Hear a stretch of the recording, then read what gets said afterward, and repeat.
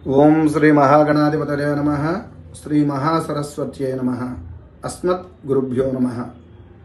మన భవమంత్ర ఛానల్ కుటుంబంలో మనము ఇదివరకు అనేక తంత్రాల గురించి వాటి గురించి తెలుసుకున్నాం. ఆశ్వీజ మాసంలో లక్ష్మీదేవి యొక్క ఆరాధన చేస్తే లక్ష్మీదేవి అత్యంత తొందరగా ప్రసన్నమవుతుంది.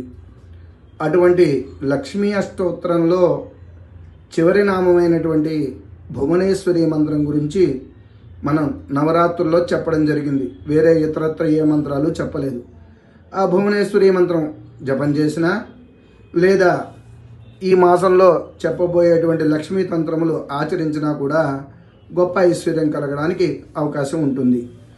ఎందుకు డబ్బు కావాలి ప్రతి మనిషికి అంటే ధనం మూలం ఇదం జగత్.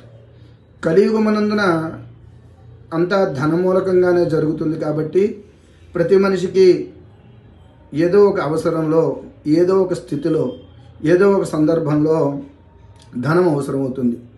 అటువంటి ధనాన్ని రావడం కోసం అని చెప్పి పెద్దగా పూజలు ఏమీ లేకుండా చాలా సూక్ష్మంగా తెలుసుకునేటువంటి ఒక తంత్రం గురించి చెప్తాను. ఎవరైనా సరే ఇంటి నందు లేదా మీకు దగ్గరలో ఇటువంటి మారేడు వృక్షం ఉంటుంది. ఆ మారేడు వృక్షాన్ని దగ్గరికి వెళ్ళి ఇలాగా నేను వెలిగించినట్టుగా ఈ ఆవునేయ దీపాన్ని వెలిగించి ఒక పుష్పానికి గంధము, పసుపు, కుంకుమ, పసుపు పెట్టకపోయినా పర్వాలేదు, గంధము కుంకుమ అద్ది ఆ దీపాన్ని వెలిగించిన తర్వాత ఇక్కడ పెట్టాలి. పెట్టిన తర్వాత ఈ చెట్టుకి అలంకారం చేసినట్టుగా ఈ వేలుతో కుంకుమ బొట్టు పెట్టాలి. గంధంతో 3 కానీ 5 కానీ 7 కానీ 8 బొట్లు కానీ పెట్టాలి. ఇక్కడ చిన్న వృక్షం కాబట్టి నేను 2 బొట్లే పెట్టాను. 8 బొట్లు 8 లక్ష్మీ స్వరూపాలుగా భావించి బొట్టు పెట్టిన తర్వాత యథోపదేశంగా గంధము, పుష్పము, అక్షతలు మొదలైన వాటితో పూజ చేయాలి.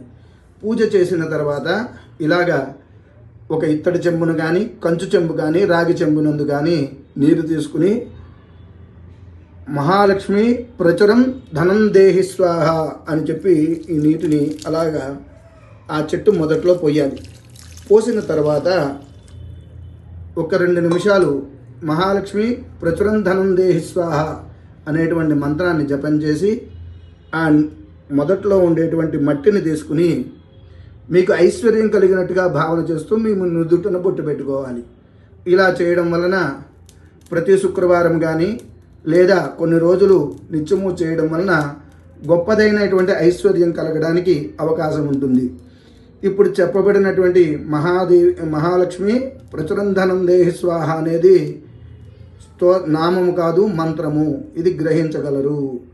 స్త్రీలు ఓంకారం లేకుండా, పురుషులు ఓంకారంతో ఈ మంత్రమును జపం చేసినా కూడా గొప్ప ఐశ్వర్యం కలగడానికి అవకాశం ఉంది.